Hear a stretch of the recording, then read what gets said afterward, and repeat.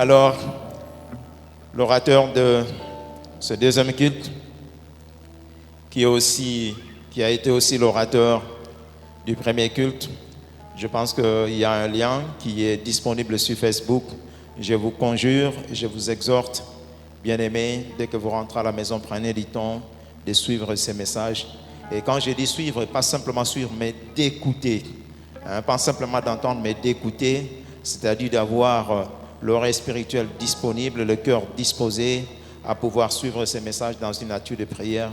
Et je sais que c'est un message fort, c'est un message bénissant, c'est un message profondissime. Il n'a pas eu assez de temps, mais je pense que tu as l'opportunité, comme il a dit au premier culte, beaucoup de choses qui ont été dites se retrouvent déjà dans ce livre écrit par le pasteur Prince Moubabé, La foi ne suffit pas.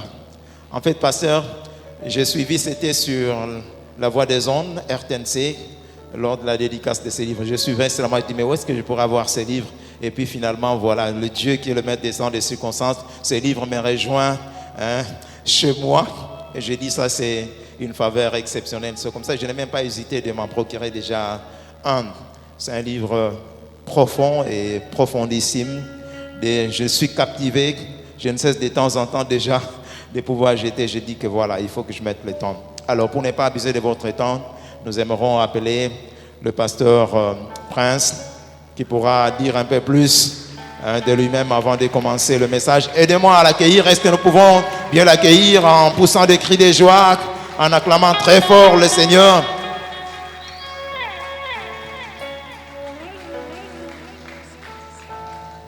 Alléluia. Gloire au Seigneur. Vous pouvez regagner vos places. Merci. Nous bénissons Dieu. Prenez votre place. Qui est dans la joie ce midi ou ce midi? Si vous êtes dans la joie, vous pouvez le manifester en acclamant très fort pour le Seigneur. Amen. Amen. Comme l'a dit le pasteur qui m'a introduit, ce matin, Dieu nous a fait beaucoup de bien. Au premier culte. Et je suis convaincu qu'il nous fera encore plus de bien ensemble dans ce service. Je remercie le couple pasteur, Noël Yanika et son épouse, maman. Merci pour la confiance. Merci pour l'opportunité. Ce n'est pas évident de nos jours de céder sa chair à un prédicateur extérieur. Donc pour nous, c'est toujours le moins que nous pouvons faire, c'est d'être reconnaissants vis-à-vis de cette marque de confiance.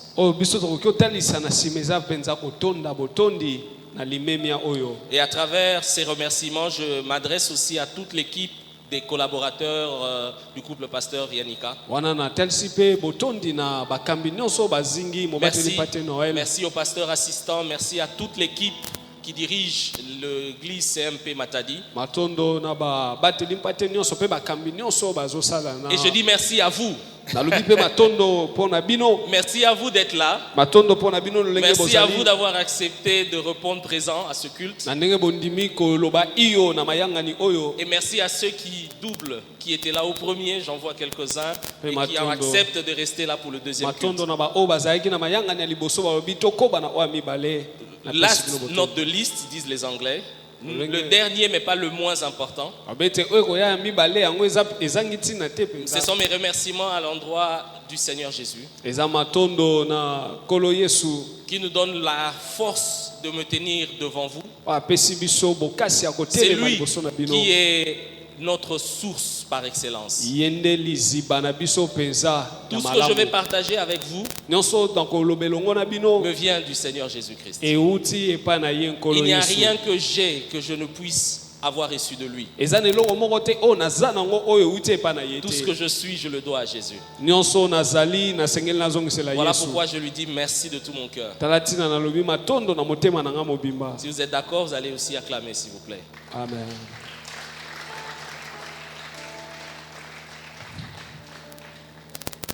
Alors, nous allons poursuivre ce que nous avions commencé au premier culte. Je vais nous demander de noter les textes du premier culte que nous allons lire à la maison, parce qu'on ne va pas les lire cette fois-ci. Ésaïe chapitre 2, le verset 1 au verset 3. Michée chapitre 4, le verset 1 au verset 2. Je me répète, Ésaïe chapitre 2, le verset 1 au verset 3. Michée chapitre 4, le verset 1 au verset 2.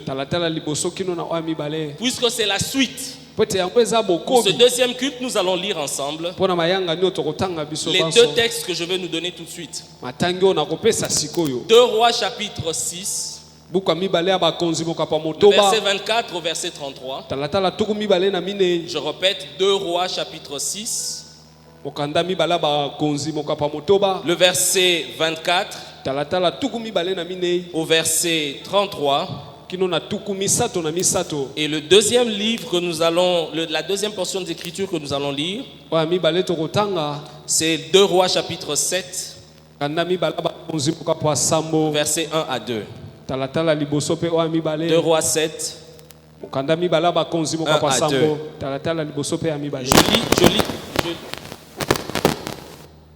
Je lis 2 Rois 6, 24 à 33.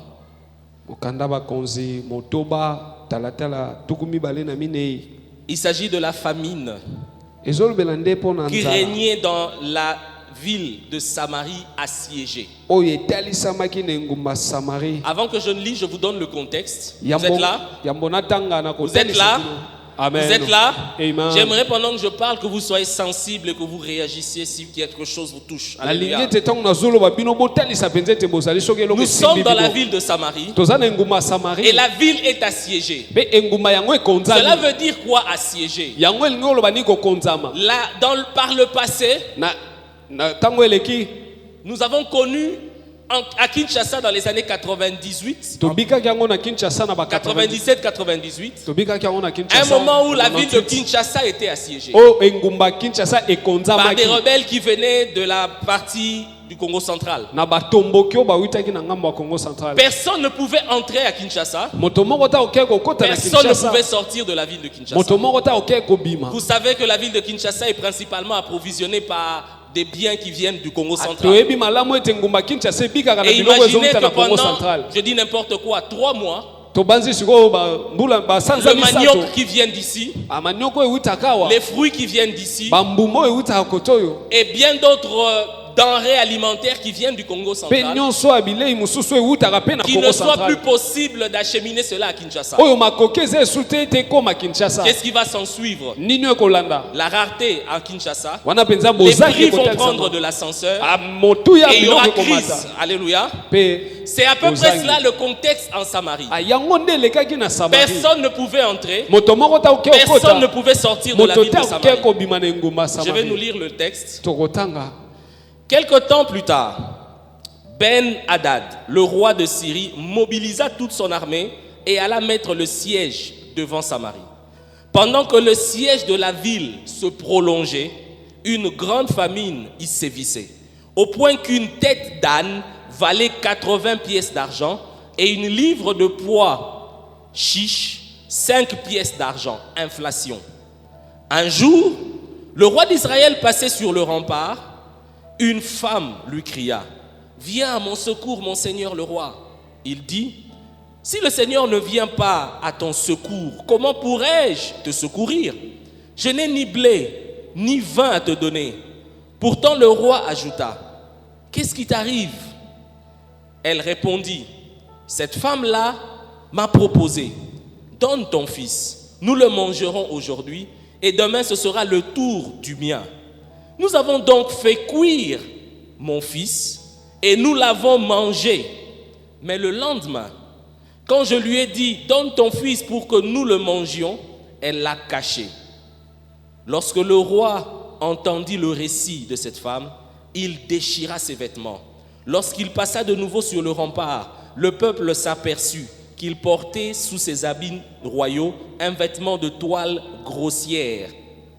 À même la peau, il déclara que Dieu me punisse très sévèrement si la tête d'Élisée, fils de Shaphat, reste encore aujourd'hui sur ses épaules. Alléluia. Amen. Le verset 32. Or, Élisée se tenait dans sa maison avec les responsables de la ville. Le roi envoya quelqu'un chez lui, mais avant que l'émissaire soit arrivé, Élisée avait dit aux responsables: ne voyez-vous pas que ce fils d'assassin envoie quelqu'un pour me couper la tête? Faites attention. Quand vous verrez venir cet émissaire, fermez la porte pour l'empêcher d'entrer. N'entend-on pas déjà le bruit des pas de son maître derrière lui? Il n'avait pas fini de parler que déjà l'émissaire arriva. Le roi dit à Élisée: tout ce mal vient de l'Éternel. Que puis-je encore attendre de lui? Amen. Amen. Le verset 7, plutôt le chapitre 7, c'est dans la continuité. Élisée répondit: écoutez ce que dit l'Éternel. Voici ce qu'il déclare. Demain, à 7 heures, sur la place de Samarie, à la porte de la ville, on vendra 10 kilos de fine farine pour une pièce d'argent et 20 kilos d'orge pour le même prix. L'aide de camp du roi qui l'accompagnait répondit à l'homme de Dieu: même si l'Éternel perçait des trous dans le ciel, comment pareille chose pourrait-elle se réaliser?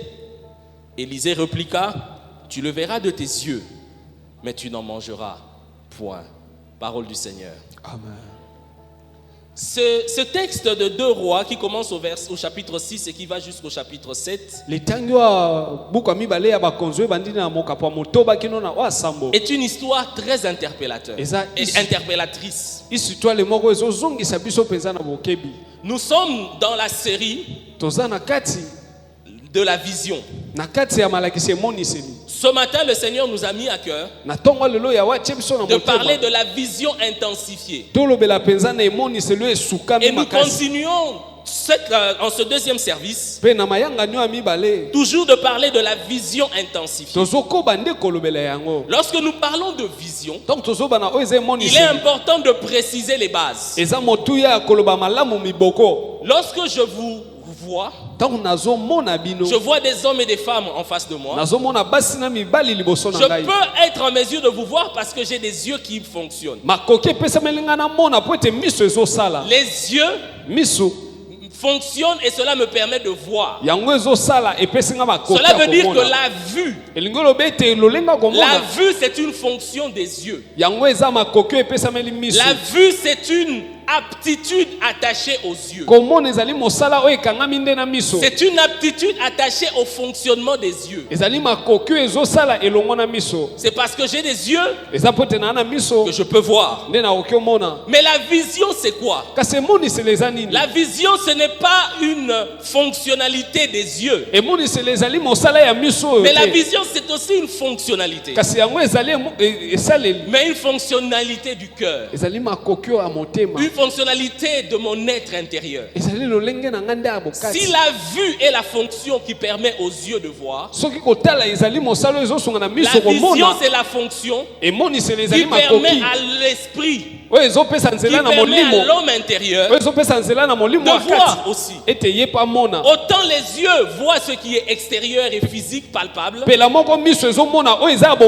la vision permet de voir ce qui ne se voit pas physiquement. Mais ça ne veut pas dire que ce que je vois avec mon cœur n'est pas présent ou n'existe pas. Vous êtes avec moi? Amen. Tout ce qui existe ne se voit pas toujours avec les yeux. Et la vision permet de voir les choses que les yeux physiques ne voient pas.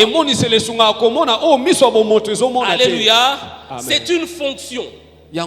La vision. Mais regardez ce qui se passe avec les yeux physiques. Si je suis dans une salle obscure où tout est noir, même si j'ouvre les yeux, même si j'ai la fonction de la vue, je ne verrai rien parce que je suis dans un environnement qui est ténèbres.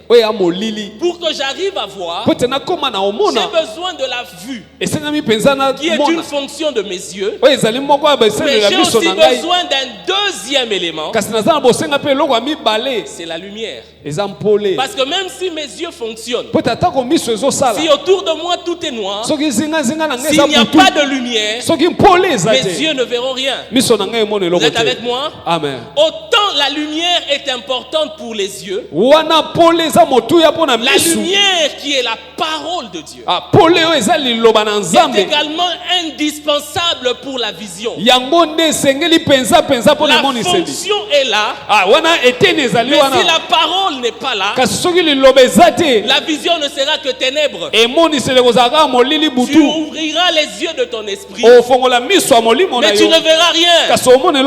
Alléluia. L'importance de la parole de Dieu, de la parole de Dieu comme Réma. Je précise de la parole de Dieu comme Réma. Réma, c'est un terme grec qui est différent de logos. Logos, c'est aussi un autre terme grec qui se réfère à la parole de Dieu écrite dans ta Bible. Le logos, c'est la lettre, c'est la parole écrite. Le logos, c'est la parole de Dieu. Soit que tu places dans ta bouche comme déclaration. C'est cela aussi que la Bible appelle dans Ephésiens chapitre 6 l'épée de l'esprit. Quand tu prends la parole de Dieu, tu commences à la déclarer de ta bouche. Tu donnes à la parole une autre fonction de Réma. Ça, je n'ai pas dit au premier culte. La parole comme Réma, c'est aussi la parole de Dieu que le Seigneur te révèle dans le cadre d'une circonstance précise par rapport à une personne précise. Le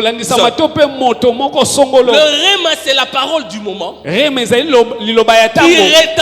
à l'intérieur de ton esprit. Je n'ai pas dit que le Réma, c'est la parole que tu entends dans ton oreille. Parce que ce n'est pas tout ce que tu entends à ton oreille qui fait un écho à l'intérieur de toi. La parole qui te bouge à l'intérieur de toi. La parole qui donne un écho à l'intérieur de toi. La parole qui produit la foi à l'intérieur de toi. Qui s'adresse à toi et qui répond à un besoin précis que tu traverses. C'est cela le Réma. Et c'est cela la lumière. Vous êtes là?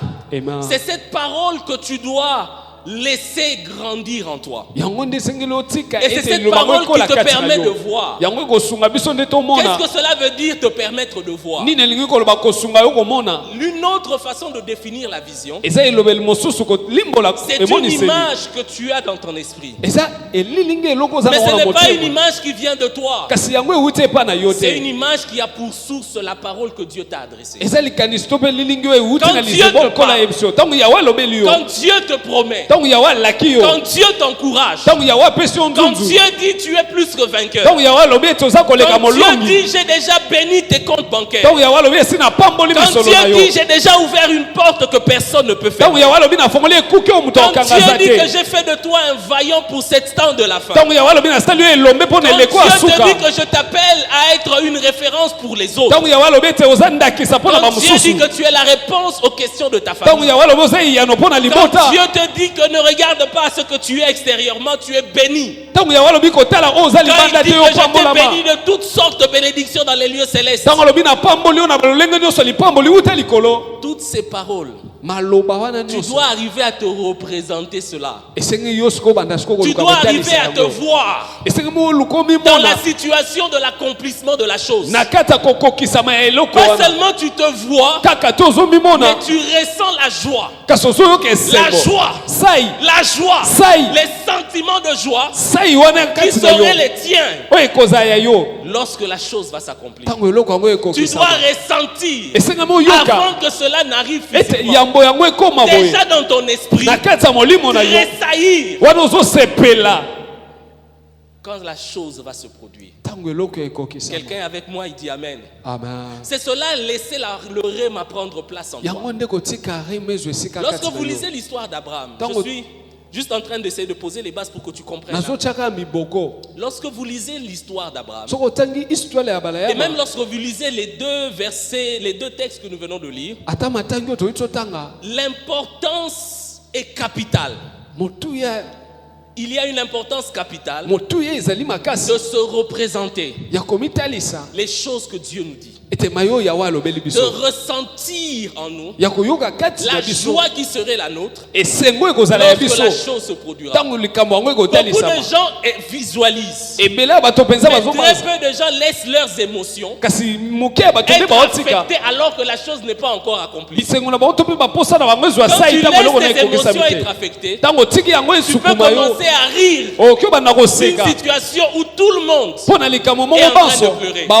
Parce que toi tu seras en train de siffler parce que tu as déjà vu quelque chose, tu as déjà vu la fin, tu as déjà vu l'exaucement et tu as laissé le sentiment de l'exaucement prendre place alors que rien n'est encore visible.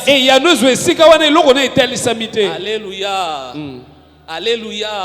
C'est cela que Dieu dit dans Marc, que celui qui prie croit que ce qu'il dit arrive. Dieu ne dit pas que ce qu'il dit va arriver. On conjugue au présent. Il prie, il n'a pas encore vu physiquement, mais il croit que ce qu'il a, pourquoi il a prié est déjà là. Comment est-ce que ce pourquoi il a prié est déjà là?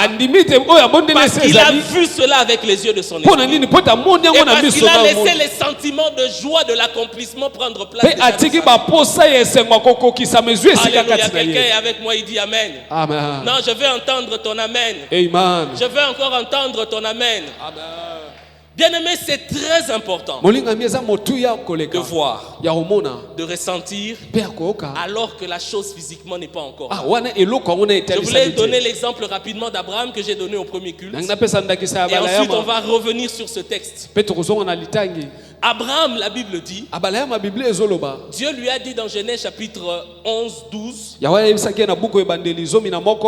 de toi le père d'une multitude. Lorsque Dieu vient vers Abraham, il lui dit quitte de ta maison, quitte ta maison et va dans le pays que je t'indiquerai. Dieu lui avait dit tu seras le père d'une multitude.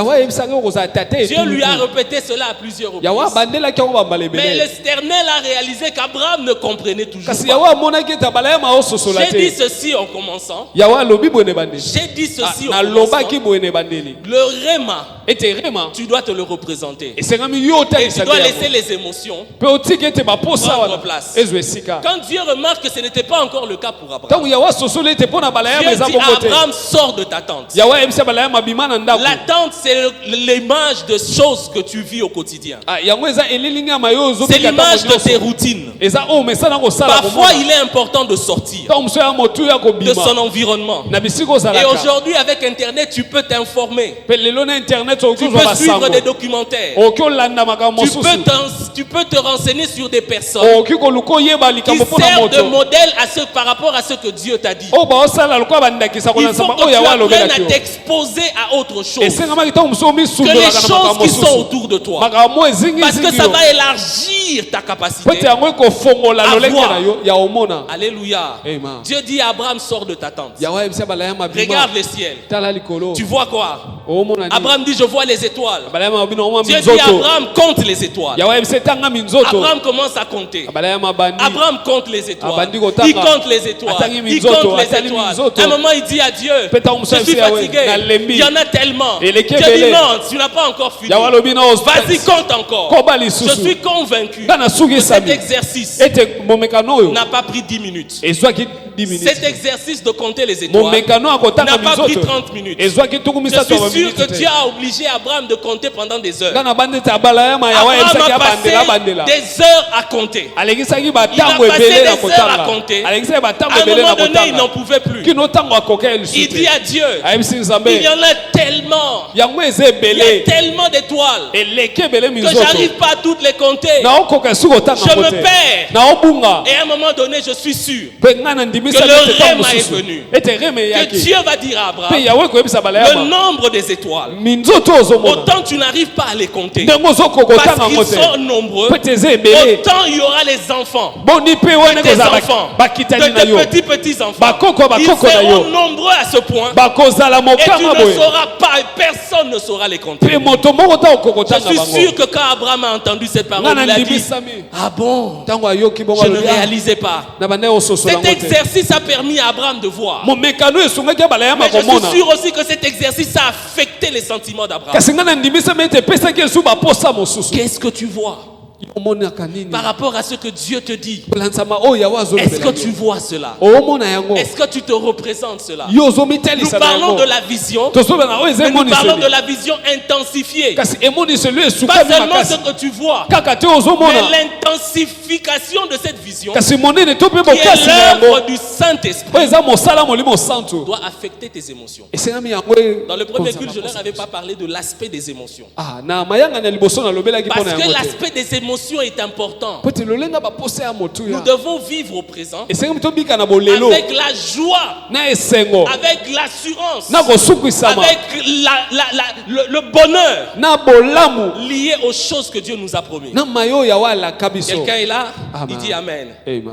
Quelqu'un est là, il dit Amen. Maintenant, ici, nous sommes dans une situation. 2 Rois, chapitre 6, et le début du verset, chapitre 6, 24 à 33. Et 2 Rois, chapitre 7, où Dieu vient et il promet quelque chose à travers son prophète. Au lieu que celui-là qui écoute, l'intendant du roi, celui-là même qui a entendu les paroles de la bouche du prophète Élisée, qui annonçait que demain à la même heure, l'inflation va laisser place. L'inflation va laisser la place. Il a plutôt laissé le doute et l'incrédulité prendre place en lui. Parce que quand tu écoutes la parole de Dieu, la même parole qui est adressée comme aujourd'hui devant nous, certains peuvent écouter et croire. Malheureusement, d'autres peuvent refuser de visualiser. Et au lieu d'être dans la joie de voir déjà l'accomplissement avant le début, d'autres peuvent laisser les sentiments d'incrédulité, le doute et la colère prendre place en eux. Je le dis pour que tu vois l'importance des émotions. Dans le monde spirituel, les émotions comptent. Quand tes émotions sont négatives devant une parole que Dieu a libérée, tu bloques l'accomplissement. Tu te disqualifies par rapport à l'accomplissement. Quelqu'un est là, il dit Amen. Quelqu'un est là, il dit Amen. Dieu ne regarde pas seulement à ce que tu crois, mais il regarde aussi est-ce que cela produit des émotions positives en toi. Parce que si vraiment tu crois, je le répète, si vraiment tu crois, alors la joie doit être dans ton cœur. Alors le bonheur doit être là. Alors le courage d'oser doit être là. Alors la persévérance doit être là. Alors la détermination doit être là. Quand tu te rends compte que tu n'es pas déterminé, quand tu te rends compte que tu n'as pas le courage, quand tu te rends compte que tes émotions sont au niveau bas, pose-toi la question, est-ce que vraiment j'ai cru?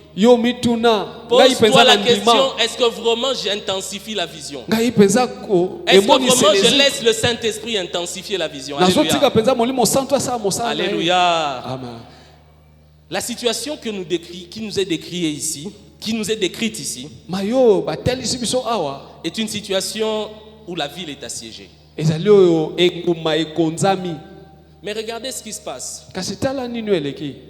Lorsque la ville est assiégée, il y a crise. La crise est d'abord économique. Est-ce qu'aujourd'hui, nous pouvons dire que nous sommes satisfaits de la situation économique du Congo central? Est-ce que nous pouvons dire que nous sommes satisfaits de l'économie de la RDC? Je peux vous dire, par exemple, je peux vous donner quelques chiffres. Autant en Samarie, on nous donne des chiffres. Que le prix de telle chose avait grimpé. Que le prix de telle chose avait grimpé. Parce que la ville était assiégée. Aujourd'hui, je peux nous dire que la crise se manifeste par le chômage. On nous dit, les statistiques nous disent qu'il y a 90% de niveau de chômage parmi les jeunes. 10% d'emploi. Une personne sur 10 trouve un emploi. Est-ce qu'on ne peut pas parler de crise dans cette situation? On parlerait de crise, n'est-ce pas? Lorsqu'on regarde à notre situation sécuritaire, nous sommes en crise, particulièrement à l'est de notre pays. Lorsqu'on regarde la situation même du franc congolais par rapport au dollar, tous les jours le franc congolais perd un peu de valeur, même si c'est en centième de centime, mais tous les jours ça perd, parce qu'au bout de 3 mois on peut voir que franc congolais ça y est à 2120 et comme à 2130. Alléluia. Amen. $1 est comme à 2150, ainsi de suite. Nous perdons chaque jour. C'est là aussi la preuve de la crise. Mais regardez l'attitude ici. Élisée représente les chrétiens, en commençant par les leaders chrétiens, jusqu'à toi et moi comme chrétiens. Ils ne sont pas là en temps de crise, en train seulement de prier. Parce que notre attitude souvent, lorsque Dieu nous promet que vous êtes les sels de la terre et la lumière du monde, nous ne laissons pas suffisamment cette parole résonner en nous. Nous ne nous voyons pas individuellement et même collectivement comme la lumière du monde et le sel de la terre. Et nous ne posons pas les actions qui sont attendues d'un sel ou d'une lumière. Quelqu'un est là? Amen. Lorsque vous lisez le verset 32 du chapitre 6 du 2 Rois que nous avons lu, je relis cela pour que tu vois. La Bible dit: Or Élisée se tenait dans sa maison avec les responsables de la ville. Alléluia. Amen. Lorsqu'il y a une crise, Élisée est dans sa maison et il a autour de lui les responsables de la ville. Je suis sûr que parmi les responsables, il y avait les responsables de l'économie de la ville. Il y avait le responsable de la sécurité de la ville. Il y avait le responsable administratif de la ville. Il y avait le responsable logistique pour l'approvisionnement logistique de la ville. Et je peux comme ça continuer à citer les responsables de différents secteurs de la ville. Vous êtes avec moi? Le prophète est en train de consulter, est en train d'échanger avec des hommes et des femmes qui ont les responsabilités dans différents secteurs de la vie. Au premier culte, qu'est-ce que j'avais dit à ce sujet? Les 2 textes que j'ai donnés de Ésaïe 2, 1 à 3 et Michée 4, 1 à 2 nous disent que la montagne de l'Éternel, dans les temps de la fin, sera élevée au-dessus de toutes les montagnes. Ce texte veut simplement dire qu'avant que Jésus revienne, l'Église ou les chrétiens auront à démontrer la sagesse infiniment variée de Dieu devant les défis de la vie, devant les défis des nations, au point où les nations viendront vers les chrétiens pour solliciter des conseils, l'orientation. Quelqu'un est là? Amen. Dieu l'a dit dans les 2 textes. Les 2 textes disent exactement la même chose. Lorsque tu as 2 témoins qui confirment un message, cela veut dire que la chose est arrêtée. Cela veut dire que la chose est certaine. La question que Dieu m'amène à te poser: est-ce qu'en ces temps de la fin, tu veux être comme Élisée? Cette personne qui influence les différents domaines d'influence de ta ville. Cette personne qui peut être consultée par les responsables de la ville. Cette personne qui peut donner des orientations en temps de crise. Qui peut proposer des solutions en temps de crise. Est-ce que tu arrives là où moi je suis déjà arrivé? Est-ce que tu arrives là où moi je suis déjà arrivé? Bien-aimé, la foi chrétienne, ta foi, la mienne, n'est pas seulement là pour nous amener au ciel. Le ciel, c'est la première des priorités. C'est la principale chose que nous devons sécuriser. Mais ce n'est pas tout. Parce que si c'était seulement ça, Dieu nous aurait ôté de la terre la seconde après que tu aies donné ta vie à Jésus. Mais pourquoi il te laisse sur la terre? Parce qu'il veut que tu profites aussi de la vie sur la terre. Que tu sois heureux pendant ta vie sur la terre. Que tu vives une vie agréable pendant ta vie sur la terre. Et que tu influences la vie des autres. Et la rende la vie des autres aussi agréable. Mais comment cela est-il possible? Si tu vis en temps de crise, si tu es dans un pays comme le Congo, où on a 90% de chrétiens, mais un pays qui est ce qu'il est, comment nous acceptons ça? Seigneur, reviens. Parfois c'est de l'irresponsabilité. On n'arrive plus à supporter le monde. Nous n'arrivons pas à traiter les défis de la terre. Et nous voulons fuir au ciel. Dieu nous regarde et dit non. Je t'ai placé là-bas pour que par toi ma volonté soit faite sur la terre comme au ciel. Pourquoi tu veux fuir avant les temps? Pourquoi? Alléluia. Amen. Vous savez, en 1975, en 1975, 1975, en 1975, deux personnes qui vivaient dans deux parties du monde différentes ont reçu tous de la même vision. Il s'agit de Loren Cunningham. Il appartenait à Jeunesse en Mission. Et de Bill Bright, qui appartenait à Campus pour Christ. Chacun d'eux a reçu la même vision, le même message. En 1975. Et le message qu'ils ont reçu parlait des montagnes. Parlait de l'influence des chrétiens dans les différents domaines d'influence de la nation. Dieu leur disait en 1975, allez dire à l'église, au corps de Christ, que les temps de la fin sont là. Mais avant que je ne revienne, ils doivent être ce que j'avais promis dans Ésaïe 2, ce que j'avais promis dans Michée 4.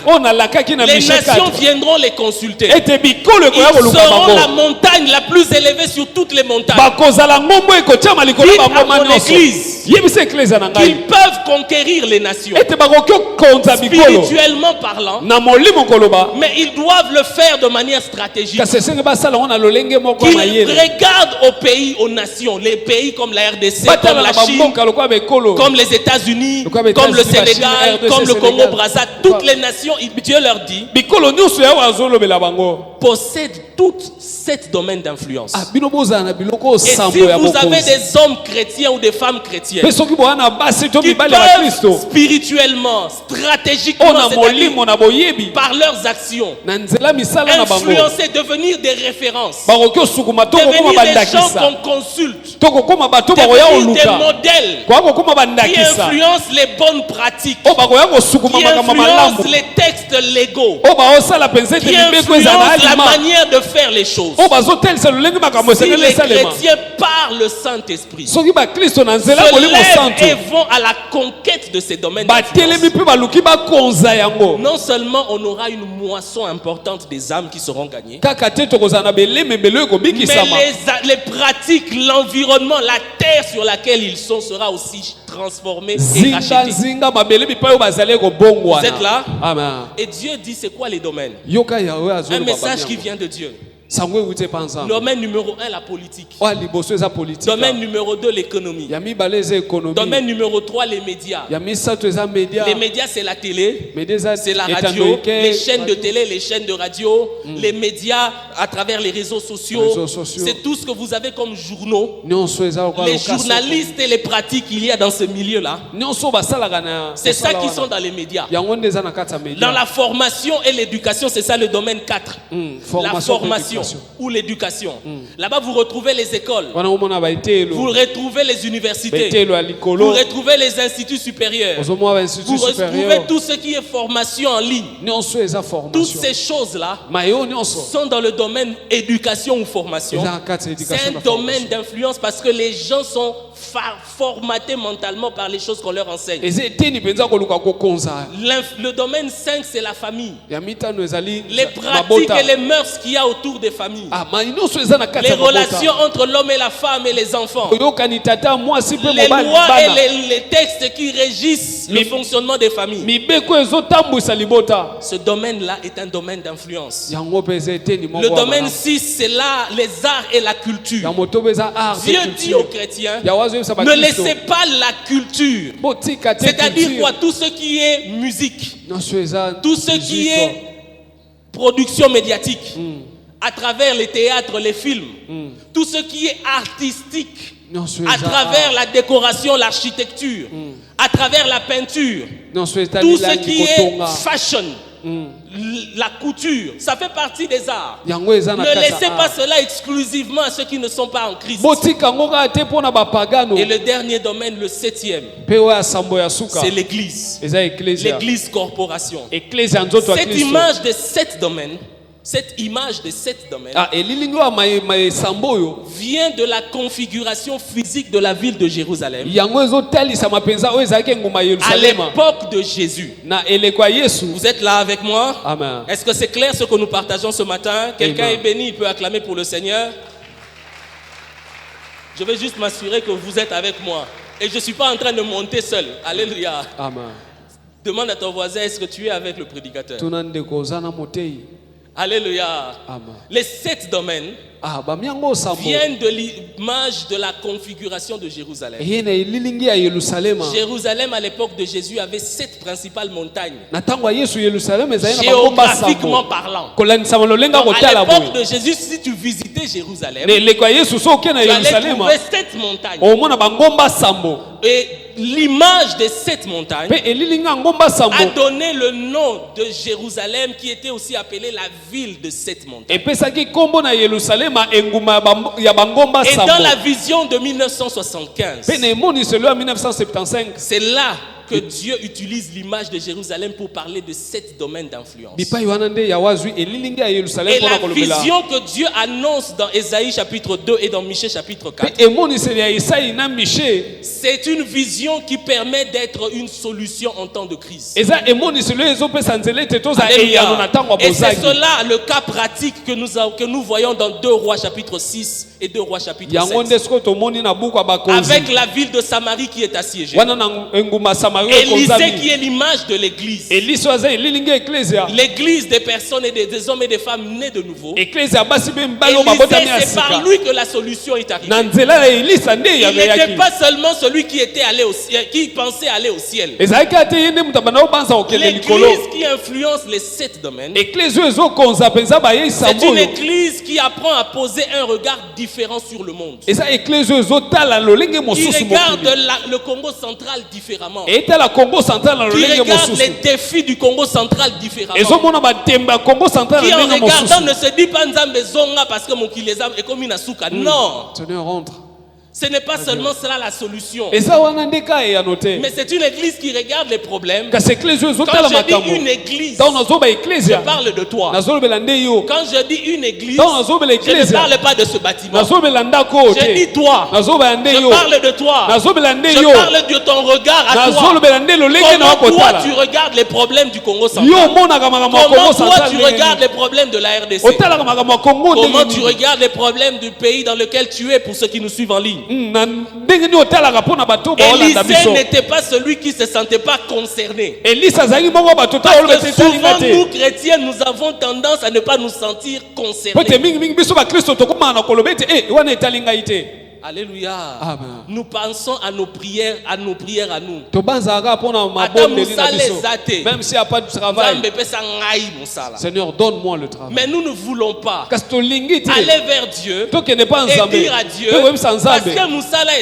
parce qu'il n'y a pas de travail. Seigneur, envoie-moi que je crée l'emploi. Parce que dans les cours et tribunaux, il y a la corruption. Moi qui suis étudiant en droit, moi qui suis avocat ou magistrat, Seigneur, fais de moi une solution pour le secteur du droit et de la justice. Que je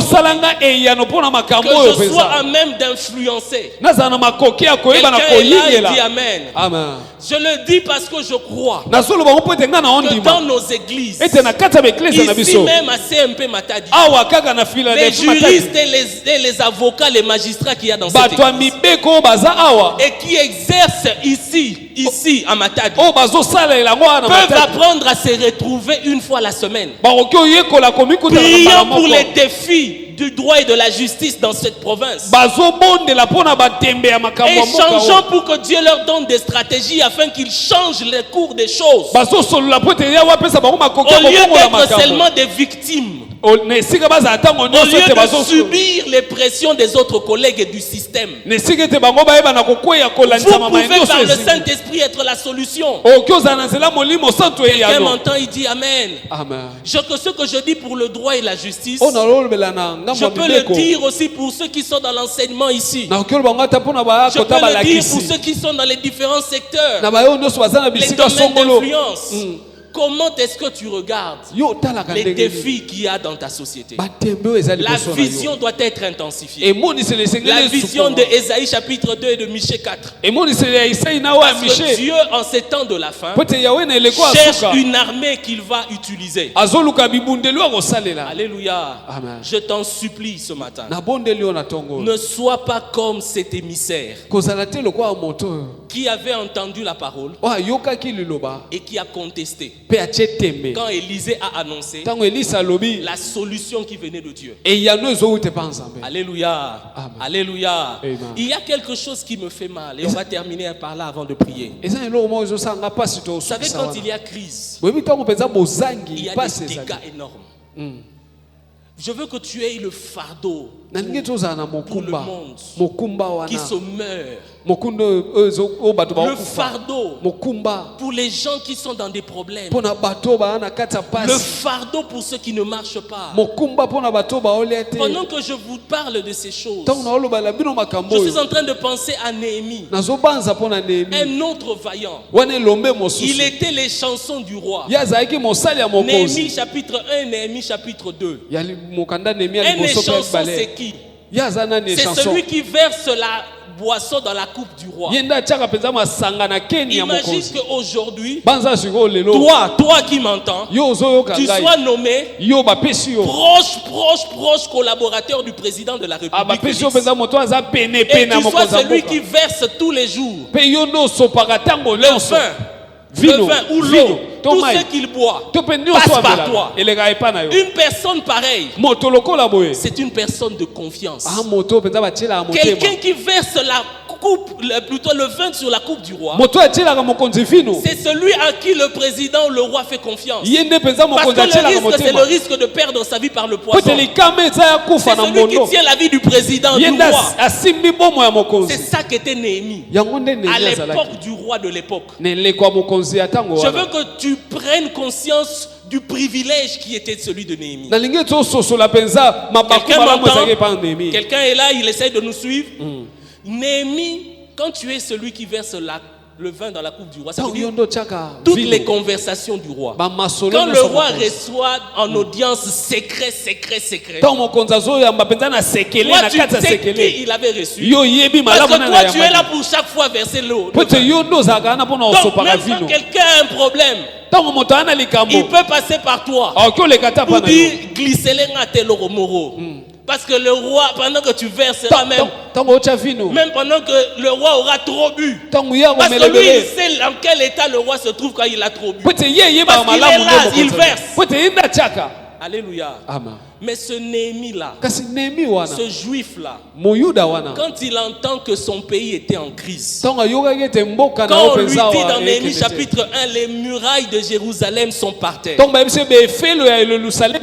Lui qui était à plus de 2000 km de Jérusalem, il décide de jeûner. Dans le luxe du palais royal où il vivait, dans l'abondance des mets exquis du roi, des mets 5 étoiles qu'il prenait, il décrète un jeûne personnel pour des gens qui ne connaissaient pas, pour des gens qui vivaient à 2000 km. Je veux que tu vois le fardeau qu'il avait, malgré l'abondance dans laquelle il vivait. Le peu que tu as là, toi le peu que tu as là, tu ne portes plus le Congo central à cœur, tu ne portes plus le pays à cœur. Du moment que moi j'ai ce que j'ai, vraiment tu t'appelles chrétien. Je doute de ta chrétienté. Et il y en a nombreux dans ce pays comme ça. Il roule un peu carrosse, il a fumé un peu ses vitres, il a une maison, il a mis un peu de climatiseur, il a un petit boulot qui lui garantit un salaire, il peut commencer à aller en vacances et rentrer avec de l'étranger. Il ne pense plus au pays, il ne trouve plus le temps de venir à l'église, il est tout le temps occupé, il ne porte plus les fardeaux des autres. Non, tu n'es pas chrétien. Je doute de ta chrétienté. Alléluia, quelqu'un est là. La vision. Parce que quand tu n'as pas de vision, quand tu n'as plus la vision de ce que Dieu veut faire par toi,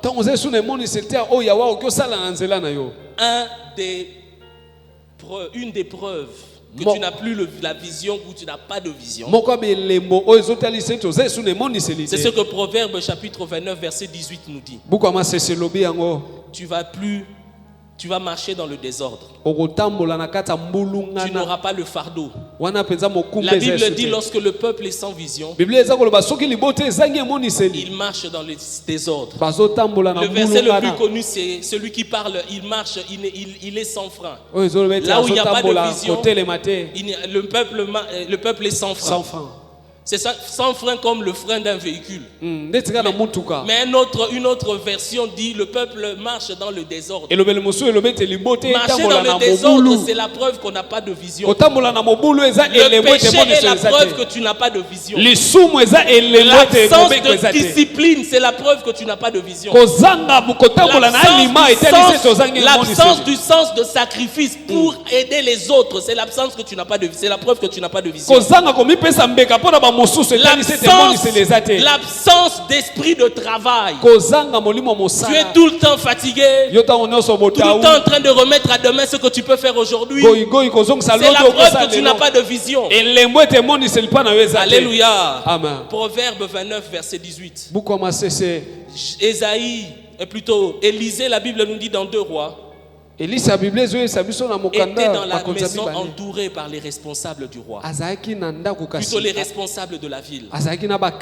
Élisée était en train de chercher les solutions avec les autres responsables de la ville. Regardez ce qui se passe. Les autres responsables de la ville sont venus dans la maison d'Élisée. Élisée était dans sa maison et les autres responsables de la ville étaient venus dans la maison d'Élisée. Parce que l'émissaire que le roi envoie, il lui dit va dans la maison d'Élisée. Et c'est là, pendant qu'Élisée était avec les autres responsables, que l'émissaire arrive. La preuve qu'Élisée était incontournable. Élisée avait l'influence sur les 6 autres domaines d'influence. Je vois et je crois qu'en cette saison, dans ce pays, je déclare qu'il y aura des chrétiens influents lui seul influençant les 6 autres domaines. À lui seul influençant les 7 autres domaines. Les gens de l'économie, les gens du secteur des finances, du secteur de la politique, les députés nationaux ou provinciaux, les enseignants, les formateurs, les hommes qui viennent des arts et de la culture, les gens qui gèrent les familles, ils viendront vers toi, ils viendront te consulter, ils chercheront la loi auprès de toi, ils chercheront la lumière auprès de toi. Si tu crois cela, tu dis Amen. C'est cela la vision de Dieu pour toi. Elle te semble grande, mais c'est ça que Dieu te dit, que tu es grand, que tu as des grands dépôts en toi. C'est pour toi, mais c'est aussi pour tes enfants. Apprends à préparer tes enfants. Ils sont ici ou ils sont à l'étranger. Tes cousins ou tes frères et sœurs ici ou à l'étranger. Parle-leur des 7 domaines d'influence. Ils sont chrétiens ou ne le sont pas encore. Présente-leur cet évangile qui conduit à aller au ciel, mais qui conduit aussi la transformation de la nation. Si tu es avec moi, tu dis Amen. Amen. Tu vas te lever, nous allons prier. Tu peux acclamer pour le Seigneur. Il nous faut des Élysées dans ce pays. Je le dis encore et je le déclare, il nous faut des Élysées. Trop de prophètes déconnectés de la réalité du pays. Trop de prophètes au Congo ne pensant qu'au ciel, mais ne traitant pas les défis de 7 domaines, n'apportant pas les solutions de 7 domaines. Je dis encore qu'il nous faut aussi des rois qui, comme ce roi, sont conscients que la solution doit venir de l'Église. La solution doit venir des chrétiens et qui mettent la pression aux chrétiens. Ce roi en réalité a mis la pression à Élisée. Il a obligé Élisée à libérer la prophétie. Parce que c'est quand il a envoyé, le roi a envoyé l'émissaire, et l'émissaire venait avec un message. Élisée, je vais te couper la tête. Parce que c'est toi qui as la solution, tu ne la donnes pas. Le roi savait que les crises qui conduisaient à ce que les gens commençaient à se manger, les mamans commencent à donner leurs enfants à manger. Je te dis que ça se passe déjà à Kinshasa. J'ai entendu cela cette semaine. Des hommes et des femmes qui prennent des enfants morts, des bébés morts-nés dans certains hôpitaux. On les sort d'une manière bizarre et on en fait des brochettes et de je ne sais quelle viande qu'on vend dans la rue. Bien aimé, la crise peut faire des choses bizarres aux gens. Hier encore, j'ai vu un enfant que l'on m'a présenté ici dans cette ville. On l'a ramassé il y a 1 année et demie. Et l'enfant a 1 année, les parents m'ont dit, qu'ils l'ont récupéré, m'ont dit, on l'a pris, il n'avait que 2-3 semaines. On l'a jeté dans cette ville. La crise peut faire des choses bizarres aux gens. Vous n'avez aucune idée des choses qui se passent à cause de la crise dans cette ville. Mais toi qui es là, qui as Jésus, toi celui qui a la solution, tu pries et tu ne crois pas. Tu pries et tu marches dans le péché. Tu pries et tu pries, mais tu pries avec négligence. Tu ne sais pas le trésor que tu portes. Je suis venu te réveiller et te dire, tu es le sel de la terre. Tu es lumière du monde. Arrête de marcher dans le désordre. Arrête de marcher dans la négligence. Laisse le Saint-Esprit intensifier la vision. Est-ce que tu peux parler à Dieu? Prions le Seigneur. Alléluia. Ronda basete karabasheta yabasata yababa. Enda masete kabalaba. Parle à Dieu, Seigneur. Merci pour ce message. Merci Père pour ce message. Merci Père pour ce message. Merci Père pour ce message. Il nous faut des Élysées dans ce pays.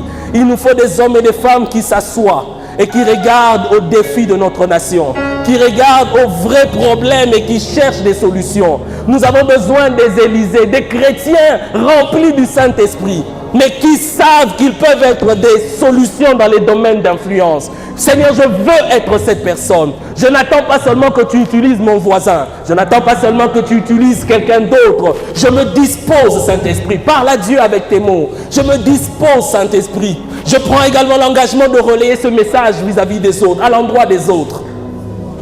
Donne-moi, ô Dieu, de me lever. Et donne à ce pays des hommes et des femmes qui se lèvent comme Élisée. Et qui, ô Dieu de gloire, sont consultés. Qui comme des montagnes s'élèvent au-dessus de toutes les autres montagnes. Qui comme des montagnes s'élèvent. Tu es là, tu as des responsabilités déjà dans un domaine. Ce n'est pas pour rien que Dieu professionnellement t'a placé là. Ce n'est pas pour rien que Dieu t'a donné les accès aux autorités comme toi tu les as. Sois celui qui influence. Sois celui qui porte les fardeaux des autres. Sois celui qui parle au nom de ceux qui n'ont personne pour parler pour eux. Seigneur, nous voulons des Élysée. Nous voulons des hommes et des femmes solutions. Intensifie la vision. La vision de qui nous sommes en Christ. La vision de ce que nous pouvons produire avec Christ. Saint-Esprit, la vision intensifiée. Nous te le demandons dans le nom de Jésus. Garde silence, je vais prier pour toi. Père, comme un messager, je n'ai fait que libérer le message que tu avais déposé dans mon cœur pour cette église. En seul, tu es celui qui fait croître la sémence. Tu es celui qui donne à la sémence de porter du fruit. Éternel, par la faculté de mon être intérieur de voir, je déclare que la sémence qui est sémée ce matin ne va pas seulement rapporter une graine, ne va pas seulement rapporter 10 graines, ne va pas seulement rapporter 100 graines. Non, au-delà des graines, cette sémence va donner des arbres. Mieux, cette sémence va donner, alléluia, un résultat semblable à une forêt. Ça partira d'une graine qui va se multiplier en des arbres, et ces arbres seront des forêts. Oui, Éternel, parce que le résultat sera tellement grand. Nous allons tellement nous multiplier. Des hommes et des femmes influents dans ce pays, nous allons tellement nous multiplier. Parce que cette graine a été sémée. Oui, la graine peut devenir une forêt. La graine n'a pas seulement pour vocation de devenir un arbre. Avec la faculté de la vision, la graine, nous la voyons devenir une forêt. Une forêt d'hommes, une forêt de femmes influents dans tous les secteurs de la vie nationale. Telle est ma prière et ma déclaration pour ce peuple et pour ceux qui nous suivent en ligne, dans le nom de Jésus. Amen. Que Dieu nous bénisse. N'oubliez pas d'acheter le livre. Beaucoup de choses ont été dites, mais nous n'avons pas épuisé parce que plusieurs choses sont dans ce livre. N'oubliez pas de nous suivre sur nos pages. Nous sommes sur La Foi ne suffit pas. Ce sont les noms de nos pages. La Foi ne suffit pas. Sur Facebook, sur Instagram, sur YouTube et sur TikTok pour ceux qui y sont. La foi ne suffit pas. Que Dieu vous bénisse.